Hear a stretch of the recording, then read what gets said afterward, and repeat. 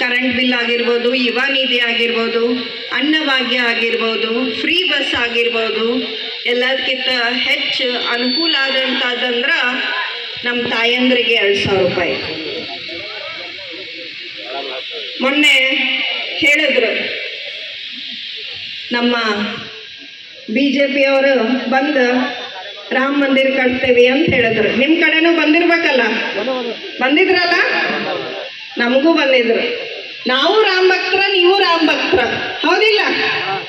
ಹೌದಿಲ್ಲ? ಇವತ್ತು ಮೋದಿ ಅವರು ಏನಾರೇ ಅದು ಆಶ್ವಾಸನೆ ಕೊಟ್ಟಾರಲ್ಲ, ಅದ್ರ ಒಳಗೆ ರಾಮ ಮಂದಿರ ಕಟ್ತೇವೆ ಅಂತ ಹೇಳಿದ್ರೇನ? ಇಲ್ಲ. ಆದರೆ ಇವತ್ತು ಅವರು ಆ ಒಂದು ದೇವ್ರ ಹೆಸರು ಕೇಳ್ಕೊಂಡು ಇವತ್ತು ಮತ ಕೇಳಾಗತ್ತಾರ. ಇವತ್ತು ಅವ್ರು BJP ಪಾರ್ಟಿ ಅನ್ನಂಗಿಲ್ಲ, ಅವರು ಮೋದಿ ಪಾರ್ಟಿ ಅಂತಾರವ್ರು. ಇವತ್ತು ಮೋದಿ ಅವರು ಆಶ್ವಾಸನೆ ಕೊಟ್ಟಿದ್ದು 101 ಸ್ಮಾರ್ಟ್ ಸಿಟಿ ಮಾಡ್ತೀವಂತ. ಮೋದಿ ಅವರು ಆಶ್ವಾಸನೆ ಕೊಟ್ಟಿದ್ದು ರೈತರು ಬೆಳೆದಂತ ಬೆಳೆಗೆ ಒಳ್ಳೆ ಬೆಲೆ ಕೊಡ್ತೀನಿ ಅಂತ. ಮೋದಿ ಅವರು ಆಶ್ವಾಸನೆ ಕೊಟ್ಟಿದ್ದು ಯುವಕರಿಗೆ ನೌಕರಿ ಕೊಡಿಸ್ತೀನಿ ಅಂತ.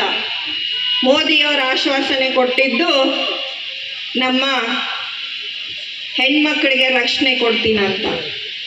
ಎಲ್ಲಕ್ಕಿಂತ ಹೆಚ್ಚು ಮೋದಿ ಅವರು ಆಶ್ವಾಸನೆ ಕೊಟ್ಟಿದ್ದು 15 ಲಕ್ಷ ರೂಪಾಯಿ ಕೊಡ್ತೀವಂತ. ಯಾರಿಗಾರು 15 ಲಕ್ಷ ಬಂದಾವ? ನನ್ನ ತಾಯಂದ್ರು ನೋಡಲ್ಲ ಎಷ್ಟು ಚಂದ ಬಂದಿಲ್ಲ ಅಂತ ಹೇಳ್ತಾರೆ. ಆದರೆ ಏನು ಮಾಡ್ಬೇಕು ಗೊತ್ತೇನ್ರಿ? ಅವ್ರು ಓಟ್ ಕೇಳಕ್ಕೆ ಬರ್ತಾರಲ್ಲ, ಓಟ್ ಕೇಳಕ್ಕೆ ಬಂದಾಗ ನಿಮ್ಮ ಮನ್ಯಾಗ ಎಲ್ಲರೂ ಮನ್ಯಾಗ ಪಾಸ್ಬುಕ್ ಅದಾವಲ್ಲ, ಅವು ಪಾಸ್ಬುಕ್ ತೋರಿಸ್ರಿ. ಮೊದ್ಲ 15 ಲಕ್ಷ ರೂಪಾಯಿ ಹಾಕ್ರಿ, ಆಮೇಲೆ ಓಟ್ ಕೇಳಕ್ಕೆ ಬರ್ರಿ ಅಂತ ಹೇಳ್ರಿ.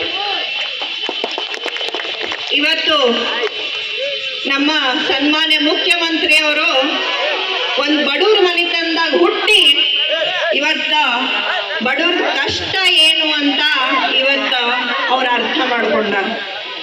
ಅದಕ್ಕೆ ಬಡವ್ರಿಗೆ ಎಷ್ಟೊಂದೆಲ್ಲ ಯೋಜನೆಗಳು ಮಾಡಿದ್ರು, ತಾಯಂದಿರಿಗೆ ಎಷ್ಟೊಂದೆಲ್ಲ ಯೋಜನೆಗಳು ಮಾಡಿದ್ರು. ಇವತ್ತು ಮೋದಿ ಅವ್ರು ಹೇಳ್ತಾರ, ನಾ ಚಾ ಮಾರ್ತಿದ್ದೆ, ನಾನು ಬಡ ಮನೆತನದವರು. ಯಾರಿಗಾರ ಬಡವರಿಗೆ ಸಹಾಯ ಮಾಡಿದ್ ನೀವು ನೋಡಿರೇನ? ಅವ್ರು ಮಾಡ್ಯಾರ? ಏನ ಮಾಡಿದ್ರಂದ್ರೂ ಅಡಾನಿ ಅಂಬಾನಿ ದೊಡ್ಡವ್ರಿಗೆ. ಇಂಥ ಒಂದು ಸರ್ಕಾರ ನಮಗ್ ಬೇಕೇನ? ಇಂಥ ಒಂದು ಸರ್ಕಾರ ನಮಗ್ ಖಂಡಿತವಾಗ್ಲೂ ಬೇಡ. ಮೊನ್ನೆ ಆಕಿ ಯಾರ ನಟಿ ಶ್ರುತಿ ಆಕಿ ಹೇಳ್ತಾಳ, ನಮ್ಮ ಸರ್ಕಾರ ಮಾಡಿದಂತ ಯೋಜನೆಗಳ ಬಿಟ್ಟಿ ಯೋಜನೆಗಳವು ಅಂತ ಹೇಳ್ತಾಳ. ಆಕಿ ಒಂದು ಹೆಣ್ಣಾಗಿ ನಮ್ಮ ತಾಯಂದ್ರಿಗೆ ಅನುಕೂಲ ಆಗುವಂತ ಯೋಜನೆಗಳಿಗೆ ಬಿಟ್ಟಿ ಯೋಜನೆ ಅಂತ ಹೇಳ್ತಾಳಲ್ಲ, ಆಕಿನೂ ಒಂದು ಹೆಣ್ಮಗಳ. ಇವತ್ತು ನನ್ನ ತಾಯಿ ಏನೋ ಹೇಳತ್ತಾಳೆ, ಏನಮ್ಮ ನೋಡಿ ಸಿಟ್ಟು ಬಂದೈತೆ ಅಮ್ಮಂಗ. ಆಕಿಗೆ ಬಿಟ್ಟಿ ಯೋಜನೆ ಆಗಿರ್ಬೋದು.